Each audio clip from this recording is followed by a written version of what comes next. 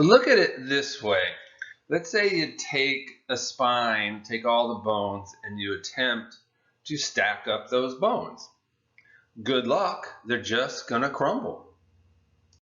Now, stack those bones up and add all of the ligaments.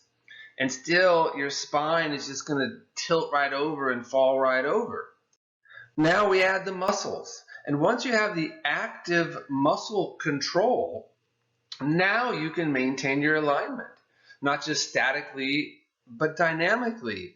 So giving somebody increased segmental motion, doing manipulations, and not giving them the dynamic control is just not leading to long-term success with our patients. We have to give them the pattern reorganization, which we're going to talk about next, and that's really powerful in maintaining proper not only static alignment, but more importantly, the dynamic alignment.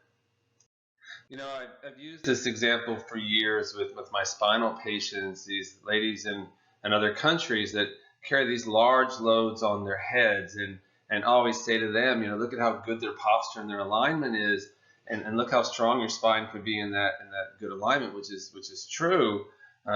But are they really strong? Are they going to core fit classes? Are they doing planks? Are they doing bridges? Are they going to Pilates?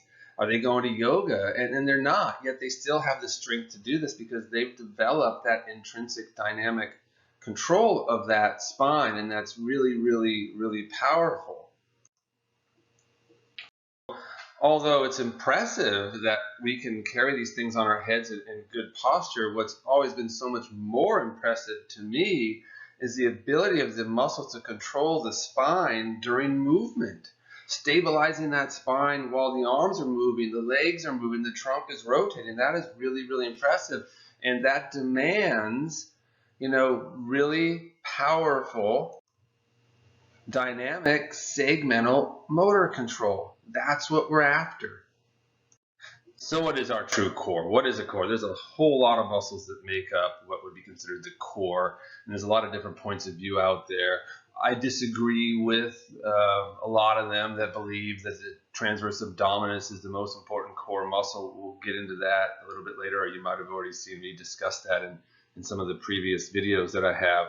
Well, I'm going to give you my point of view, and it's based on optimal motor function, and it's based on proprioceptive neuroscience to create that optimal trunk motor control and spinal motor control. So I'm going to start by talking about the deep muscles, the muscles on the inside, and the importance of these muscles. And I call these deep muscles the managers. My first degree in exercise physiology, you know, our mantra or principle, one of the main principles was we always strengthen from the inside out, you stretch from the outside in.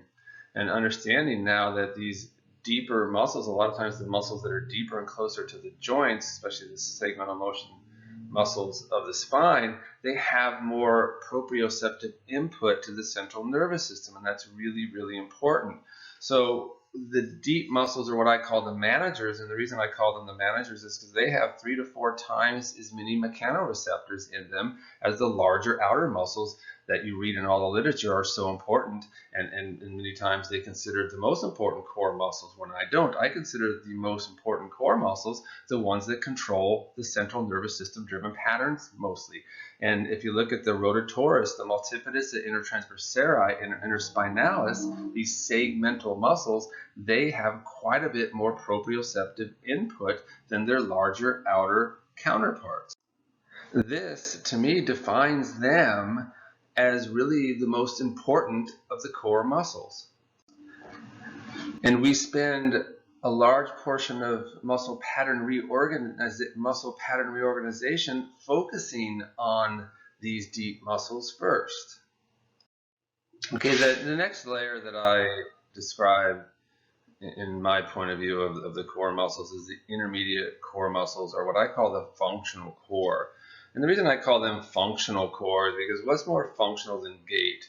And during our muscle pattern reorganization program, we're going to be doing a lot with gait, from assessing gait, from hyperpronation to reestablishing the natural movement patterns of the lumbosacral rotational components. and how that is so important in restoring spinal health and in that proprioceptive feedback.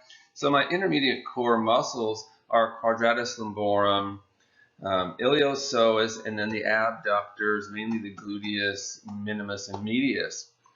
Because in single limb support, those three muscles work together. So they've got to communicate with each other properly and together. And having problems with those muscles and proprioceptive misfiring and muscle confusion can cause a lot of problems just in walking. And if somebody has a problem when they walk, then they're going to continually have a problem. So we're going to go through that. We're going to restore the proprioceptive input there to those muscles. We're going to address those muscles very specifically, as you'll find out in the other lecture, how important it is understanding the trigger points and the problems with the gluteus medius, quadratus lumborum, and especially the iliopsoas, which is a tonic muscle. You know, the iliopsoas muscle is the bad muscles. The piriformis and the iliopsoas are bad muscles.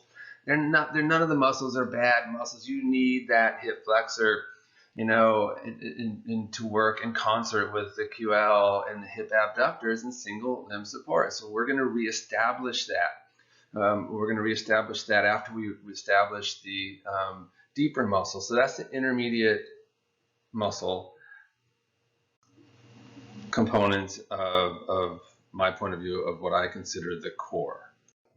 Okay, now the outer core muscles, which are the power and movement muscles.